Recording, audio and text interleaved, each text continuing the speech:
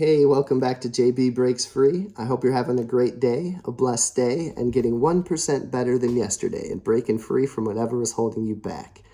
That's the motto of this channel, and I got a great chapter to go through with you guys today that I think will help out tremendously on your break-free journey. I know it has. I know it's going to affect me so well also. It's from the book 1,000 Gifts by Ann Voskamp. This book was recommended to me by Amandazplace. Thank you very much again. And I hope I can do this chapter justice. It's deep and it's even somewhat a little hard to follow, but what you get out of it is just amazing. I think it's as life-quaking as the concept we talked about yesterday, like being conscious of the unconscious. I think that is a statement that can just completely change your world. Check out yesterday's video if you missed it. But for today's video, we're going to talk about joy, grace, and thankfulness, a word to live and die by, she starts off saying. It says, Eucharist, thanksgiving is the state of the perfect man. Eucharist is the life of paradise. Eucharist is the only full and real response of man to God's creation, redemption, and gift of heaven. She starts off, I believe, in a dream where she has cancer. The doctors told her all's been devoured, just wrap up the rest of her living. And that does freak me out a little bit too. And she says how I wanted to surface, how I wanted to live, but the night's noose had tightened.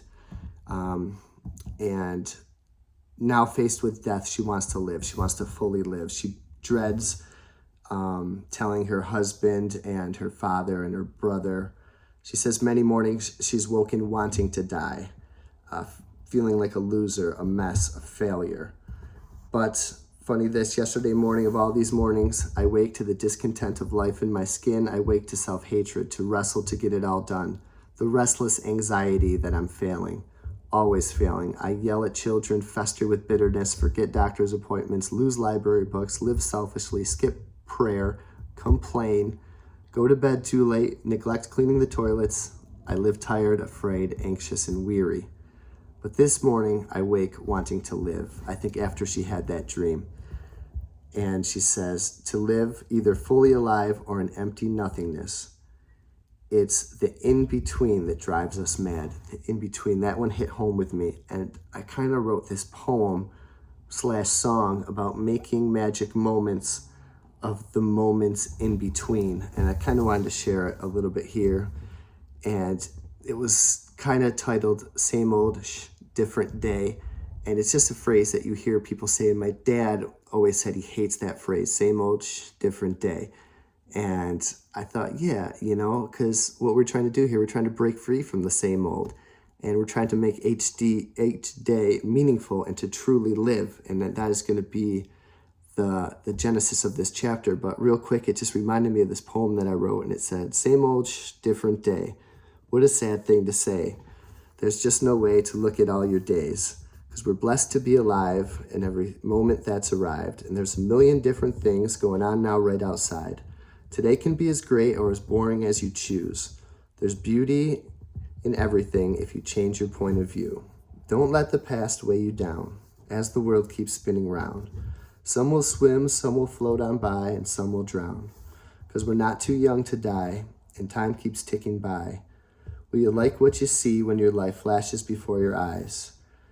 You can't take your troubles with you, so forgive and forget, because yesterday is gone, and tomorrow hasn't happened yet.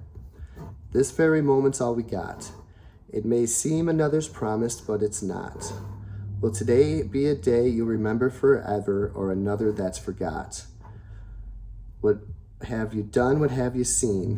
What are your hopes? What are your dreams? Have you made some magic moments from the moments in between? And that's what I think she's saying here.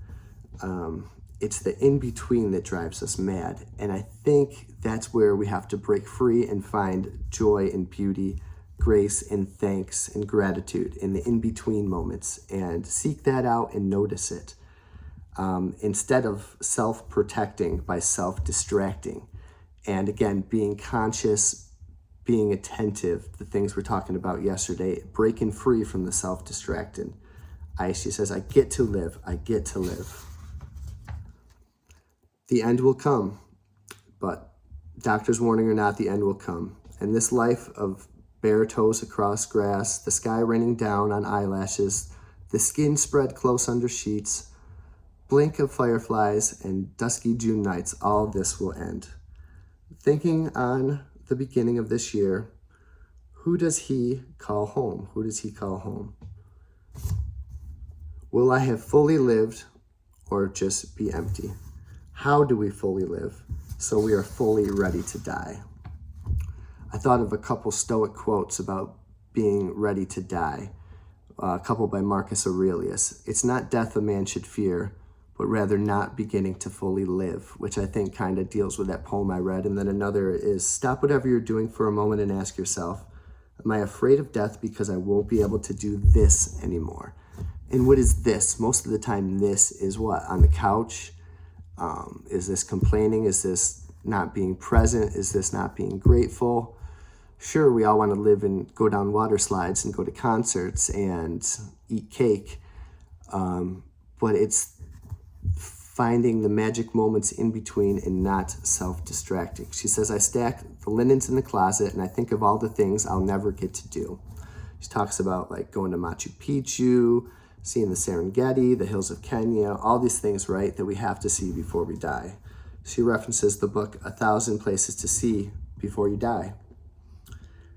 Isn't it here? Why can't we find it here? Why do we have to go to those 1,000 places to see before you die to say that we have truly lived? Why can't it be right here?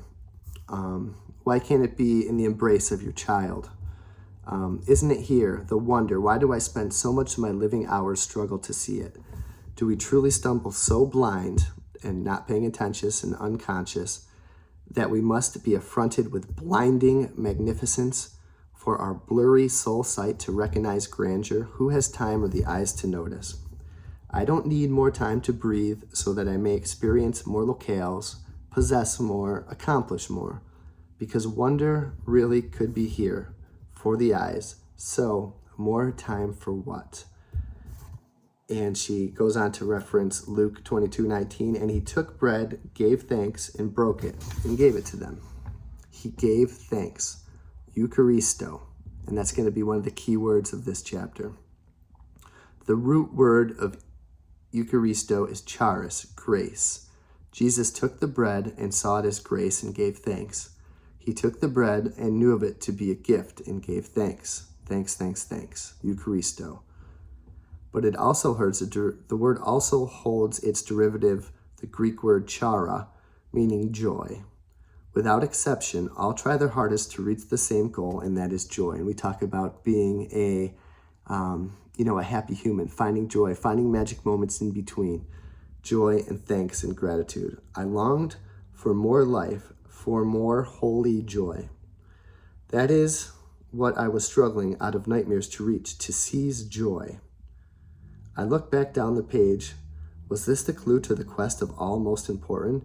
Deep chara joy is found only at the table of Eucharisto, the table of thanksgiving. I sit here long wondering, is it that simple? Is the height of my chara joy dependent on the depths of my thanks? Yes. The height of our joy is dependent on the depths of our thanks and our gratitude. Mind-blowing. So then, as long as thanks is possible, I think this through, as long as thanks is possible, then joy is always possible. Joy is always possible, whenever, meaning now, meaning here. We don't have to go someplace else to find it. The holy grail of joy is not some exotic location or some emotional mountain peak existence. The joy and wonder could be here, exclamation point. Here, in this messy, piercing ache of now. Joy might be unbelievably possible, the only place we need. How crazy is life right now for all of us, but we can find joy right here, right now. The greatest thing is to give thanks for everything. He who has learned this knows what it means to live. He has penetrated the whole mystery of life, giving thanks for everything. Is that the meaning to life, the mystery of life, giving thanks for everything, being present and by giving thanks for everything, we find joy. And if we can give thanks for everything in this present moment, then we can find joy in this present moment. And if we always give thanks for everything in the present moment, we can always have a sense of joy. Possible. And 2, it's the most common of foods. They talk about bread, breaking bread, and giving thanks. Whenever you eat this bread and drink this cup, whenever, like every day, whenever we eat, every day, Eucharisto, whenever, now, joy, whenever, here and now, we can always have thanks. We can always give thanks, and we can always have joy. Eucharisto, thanksgiving. Thanks always precedes the miracle. The only real fall of man in this non-Eucharistic life is the non-Eucharistic world. That was the fall. Non-Eucharisto, ingratitude, was the fall. Humanity's discontent with all that God freely gives. That is what has scraped me raw. Ungratefulness is the fall of man. So if we are ungrateful, we do not have joy. We will not receive miracles, and we will not notice the now, the beauty in the now. On the night when he was betrayed, the Lord Jesus took some bread and gave thanks for it. His thanksgiving, Eucharista. In the midst of what seems a mess, in the tripping up and stumbling down of all hopes, Jesus gave thanks. What precedes the miracle is thanksgiving, Eucharisto. Do I really want to take this word up, she says. The Eucharist invites us to give thanks for dying, to participate in his death with our own daily dying and give thanks for it. So we all are daily dying, right? And we talk about memento mori on this channel, also the Stoic word for remember you will die, and not as in a morbid sense, but in a sense to appreciate the now, to give thanks for the now, to be conscious, to have attention for it. And when we do that, we will have joy in our remaining days. She says a constellation in the darkness, grace, thanksgiving, and joy. 3 stars in a dark night. Our very saving is associated with our gratitude. So by giving thanks for all that we have and giving thanks for what is behind us, I think then we can, because we give thanks for when we die, we go to heaven, and it's glorious for eternity. So I think that's why we have to give thanks for our dying. We only enter into the full life if our faith gives thanks through his grace. If I am truly in Christ, must my initial act to always be an act of thanksgiving, returning to Jesus with thanks on the lips. So thanks for our life. And every day, I go to bed and say thank you for my life and for what my blessings that I've been bestowed upon. The act of sacrificing thanks, offerings to God, even for this bread and cup, for cancer and crucifixion, this prepares the way for God to show us his fullest salvation from bitter, angry, resentful lives, and form all sin that estranges us from him at the Eucharist. So if we give thanks for our lives, then we meet God with thanks. I have just one word, a word to seize and haul up out of terminal nightmare, a word for fearless dying, for saved, fully healed living, a word that works the miracle that heals the soul and raises the very dead to life. Eucharisto. So give thanks today. Have a blessed day. Have a great day. Have the best day ever. Be present. Give thanks for what's around you. That will bring you joy and hopefully miracles and bring you a present, more fuller life. Break free.